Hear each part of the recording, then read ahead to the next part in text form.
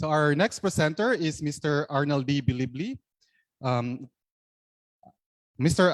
Bilibli is an environmental planner and placed fourth during the Environmental Planner 2017 examination. Currently, he works as the Management Officer of the Department of Environment and Natural Resources, Ifugao. Mr. Bilibli finished his master's in Globalization and Development with distinction at the University of Antwerp, Belgium. His presentation is on the state of the Ifugao forest conservation. Let's welcome Mr. Bilibli for his presentation. Thank you very much, Sir Jude, for that very kind introduction. Thank you very much to the Ifugao State University for inviting me to be part of this noble endeavor in Ifugao rice terraces conservation. The outline is I will present a brief profile of the forest lands in the province, ongoing reforestation efforts, a short discussion on forest loss and forest gain, and institutional efforts for improved watershed governance in the province.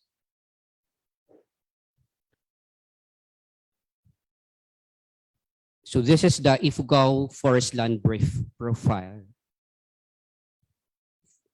For land classification, we have technical glitch.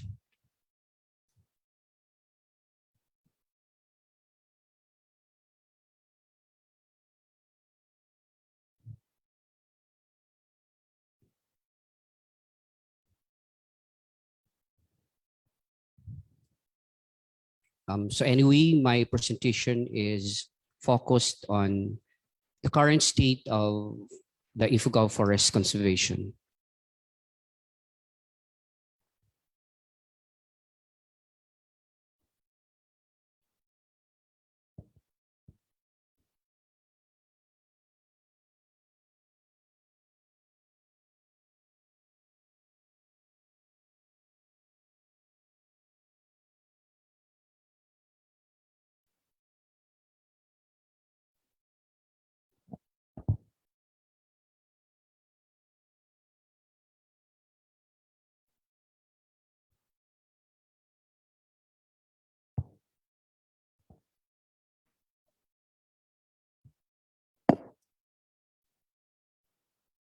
Okay, we are back.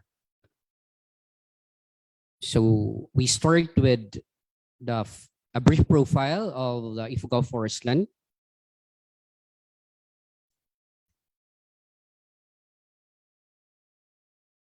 So land classification. So this is a map of the legal land classification of the province. The province has a total land area of 258,282 hectares. 10% of which is alienable and disposable, the one colored in pink, and 90%, the one colored in green, are considered or legally classified as forest lands, with at least 43.75% of AND or alienable and disposable lands located in Alista, and a major portion also located in Lamut. For the rest of the province, the major classification is forest lands.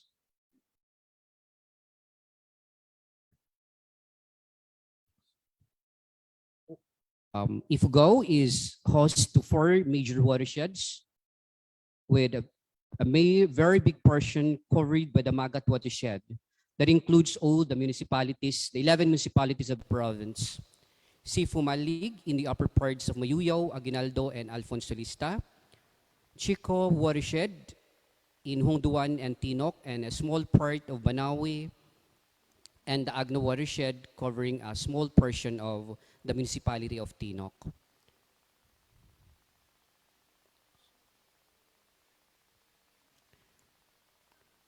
So these are the values and importance of Ifugao watershed. So 90% of the Ifugao territory is considered part of the whole Magat watershed.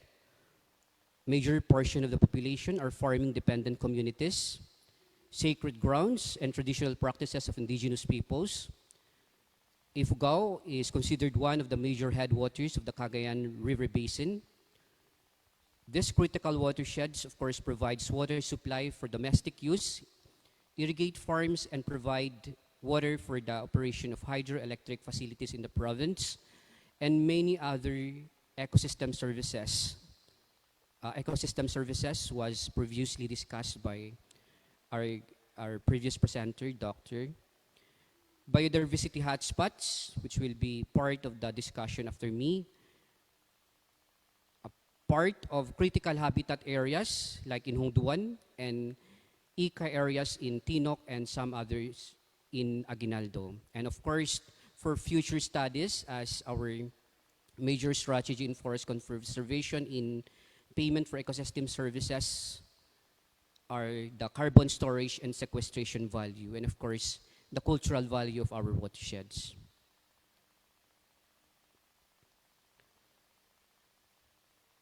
The province has at least 919.39 kilometers of river systems, with Aguinaldo and Alfonso Lista having the longest river systems. So we go to the land cover of the entire province. This is 2010 land cover as compared to the 2015 land cover. So the 2010 land cover, there are at least 40% of the total land area covered by forests, either closed forest or open forests, mostly in Hongduan, Asipulu, Kiangan, Hingyon, Banawe, some parts of Tinok, and the upper parts of Mayuyao and Aguinaldo. For the land cover in 2015, there was a slight decrease of 4% from the 2010 forest cover, mostly attributed to a decrease in open forests, notably in Tinok, Asipulu, Aguinaldo, and Banawe. So comparing 2010 and 2015 land cover, we have the fourth column is difference and the percentage change.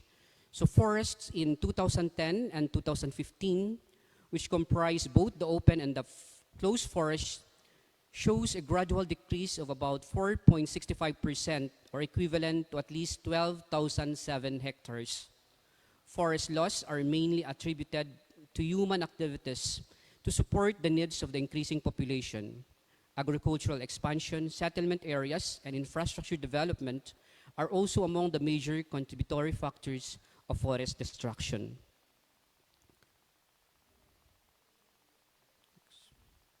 So this is the map for forests and non-forest lands. So 36% of the current land use of the province is actually forests, and the rest are other land uses. So we proceed with the changes in forest cover. So from 2003 until 2015, 20.74% forest cover, and 2003, 40.5% in 2010, and at least 36% in 2015. Next, please. Yeah, the green colors are the forests, of course, the forests. So that's the short profile of the state of forests in the province. We proceed with ongoing and past reforestation efforts.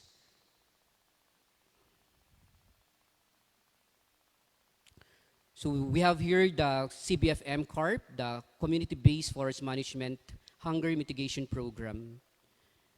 The Hunger Mitigation Program area in Ifugao, those colored are in violet, covers a total of 662.60 hectares from 2008 to 2020. Senro Alfonso Lista has a total of 442.60 hectares located in Alfonso Lista and Aguinaldo, and 222 hectares located in the coverage of Senro Lamut, which are located in Lamut, Asipulu, and Hingyon, and a very small part in Kiangan. We have the National Greening Program, which is the banner program of the Philippine government on reforestation. It enjoins various agencies and stakeholders, including CHED and the Department of Education, to be part of this initiative. It started in 2011, and at least 7,804 hectares have been established to date, with a survival rate of at least 84%. The areas were planted with various forms of trees, palms, and bamboo species. People's organizations were engaged through memorandum of agreement to co-implement the project. So those are the locations in the map from 2011 to 2021. We also have the ongoing forest land management project, which is funded by JICA, which aims to strengthen forest lands management in 3 critical river basins through the implementation of collaborative and comprehensive community-based forest management. Implementation of the project in Ifugao province covers 9 identified sub-watersheds and a total of at least 18,762 hectares were planted to rehabilitate degraded areas. Among the species planted are forest trees, fruit-bearing trees, bamboo, palm, and grass like Napier to serve as a source of forage to livestock within the pasture areas, at the same time improve soil fertility. Maintenance and protection activities are ongoing, with the project targeted to end mid of 2023. We also have the Integrated Natural Resources and Environmental Project, which aims to manage the upper river basins, covering a small part of Hongduan and Tinok, which are part of the Chicor River Basin. So the component includes community-based protection and management, livelihood enhancement support, and rural infrastructure development.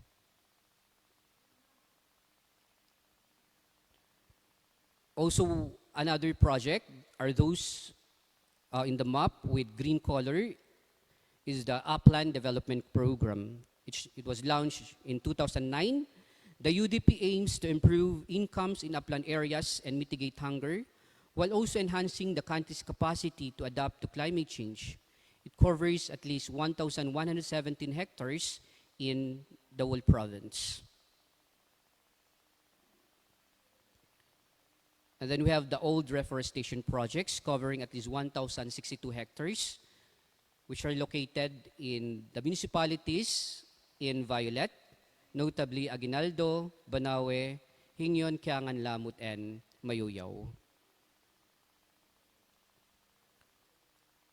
One of the major projects involved in reforestation is the Cordillera Highland Agricultural Resource Management Project by the Department of Agriculture, which is a scale-up project in the agency.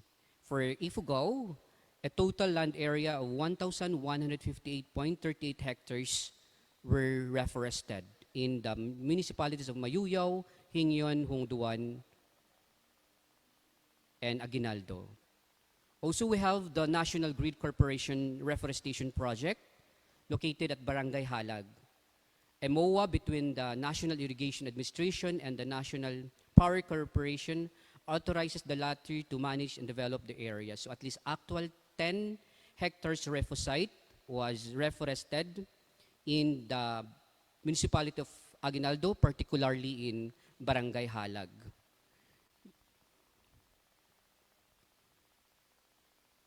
Actually, the various local governments, including the municipalities and the provincial governments, also has their own reforestation projects, although we really need to come together and get all the shape files so that we can have a one control map indicating all the reforestation projects in the whole province.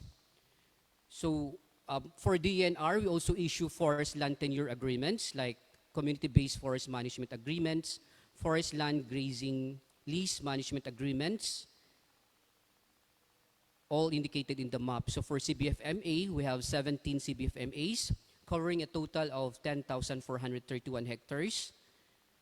And FLGMA, 19 FLGMAs across the province, covering a total of 3,473 hectares and 302 hectares for the socialized industrialized forest Management Agreement, or SIFMA.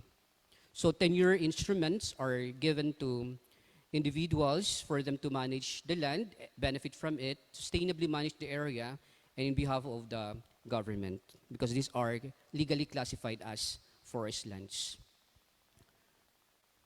So this is the trend on reforestation from 2009 to 2020 for all the reforestation projects implemented from those years. So average area planted per annum per year is about 2,508 hectares.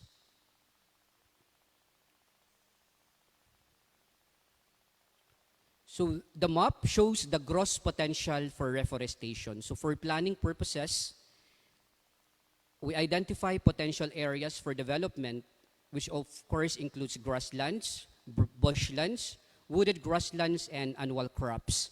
For annual crops, we exclude, of course, the rice fields, the rice terraces, and include the kaingin areas for planning purposes as potential for reforestation. Existing reforestation projects of the DENR Ifugao, the Department of Agriculture, and other reforestation efforts were also excluded from the gross potential areas, and since supposedly the areas under those projects are up for maintenance and protection. Of course, these potential areas totaling to about 29,065 hectares excuse me, is subject to further studies like studies on soil suitability, species identification, some grasslands may be more appropriate as actually as grasslands for its cover and not for forests. The conduct of ground validation, survey mapping, especially for slopes, for high slopes, and the conduct of community consultations like free prior informed consent, or if they really want their areas, or the areas especially in areas that are considered ancestral domains or are titled with CAT-T, FPIC is also necessary, and other considerations. But the gross potential areas using those criteria is at least 29,000 hectares for those in orange. Okay, so we proceed with forest loss and forest gain. So how much did we lose? How much forest did we lose? And how much forest did we gain? Proceed. Next, please. Okay, so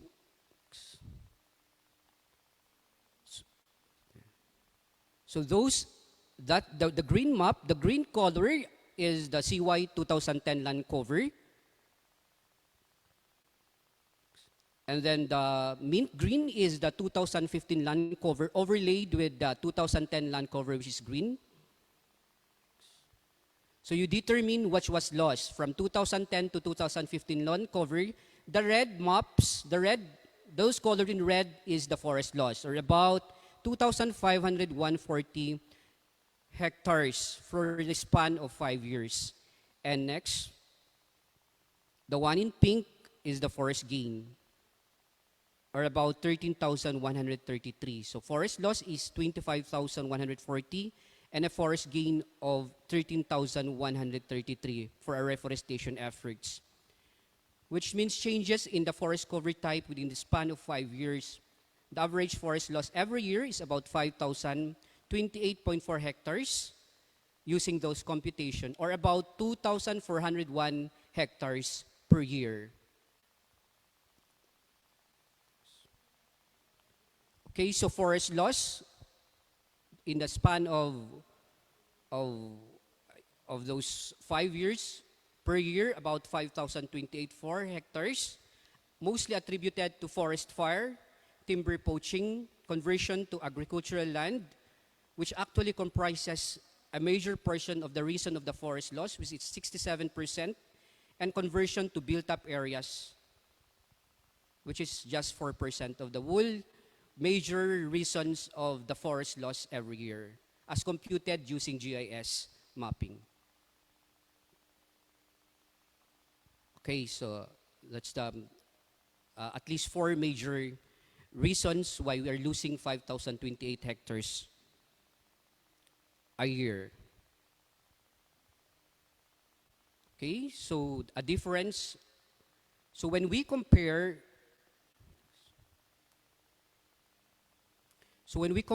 about the loss, which is in red, the 5,028 hectares, and the gain through natural regeneration and reforestation efforts. Next, please. We have a difference of at least 2,401 hectares, or the forest loss over forest gain. Every year, we're losing at least 2,401 hectares of forests every year in the province using such analysis. So these are the major drivers of deforestation, but as I've mentioned before, it's land conversion, timber poaching, and built-up areas, road developments that are the primary direct drivers of, of forest loss. So we proceed to the local institutional efforts for improved watershed governance, which is actually the last part of the presentation. So with the rationale that an all-of-society approach is needed to govern and manage the watershed and improve its value, the Ifugao Watershed Management Council was organized by virtue of Executive Order Series of 2019 issued by the provincial governor, with at least 40 members, including the Ifugao State University, all 11 MLGUs, the PLGU, and GAs, private corporations, and people's organizations were made as members.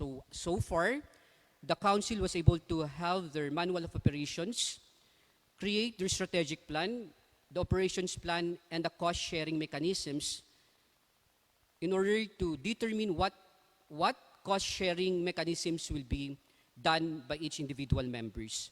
So as per the executive order, these are the major functions of the IWMC: to plan, implement, monitor, and evaluate policies and programs and the effects of collaboration and partnership for the sustainable management of Ifugao watersheds; to cause the formulation and implementation of plan for the conservation, protection, development, and management; to implement a continuous IEC to generate public awareness and support for sustained protection and conservation of the watershed; develop cost-sharing or revenue generation mechanisms, including pest-like mechanisms to finance the council's operation and the implementation of watershed protection, conservation, and management activities.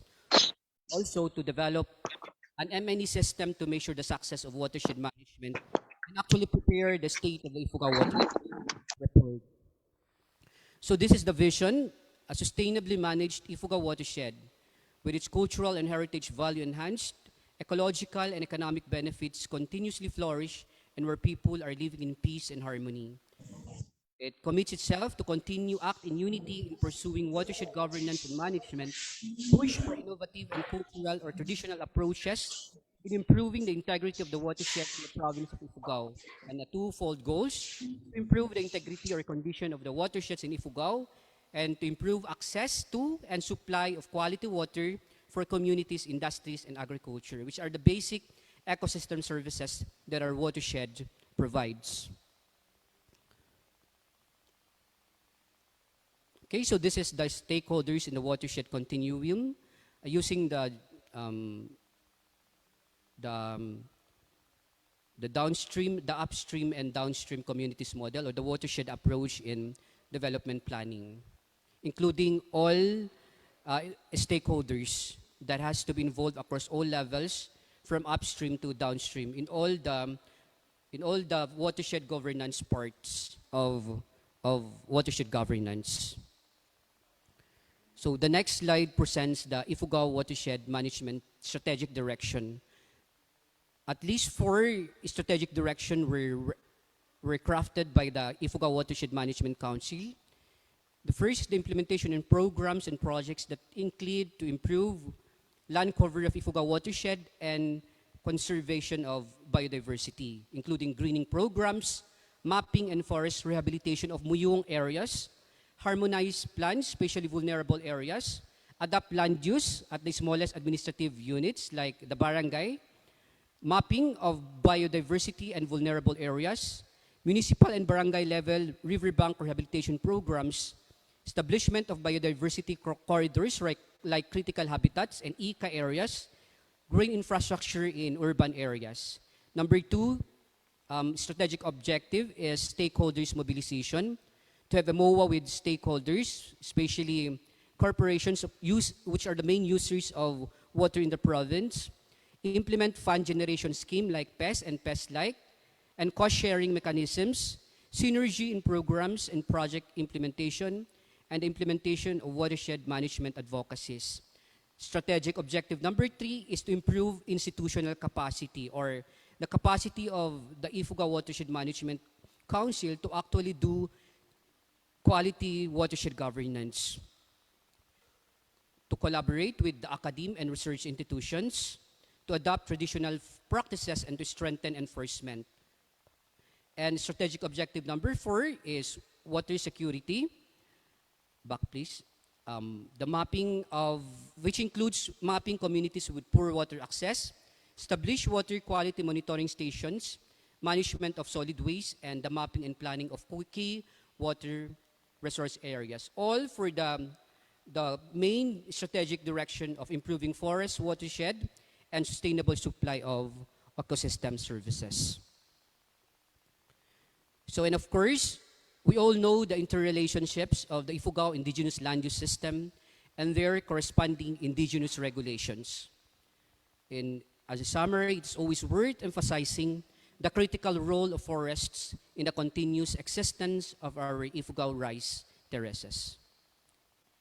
In closing, if we can truly work together to protect and conserve our natural resources, at the same time enjoy the same without sacrificing the ability of future generations to benefit from ecosystem services, only then can we proudly say, Hagio.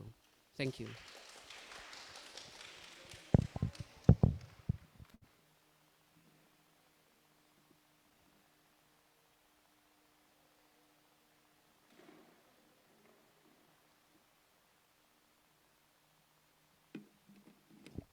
Thank you very much, Sir Arnel, for the presentation. It's really worrisome to note that every year we lost at least 2,400 hectares because of the reasons presented by our speaker. And if we will not, we have no action about it, then we might lose our forest covers in few years. Thank you very much, sir.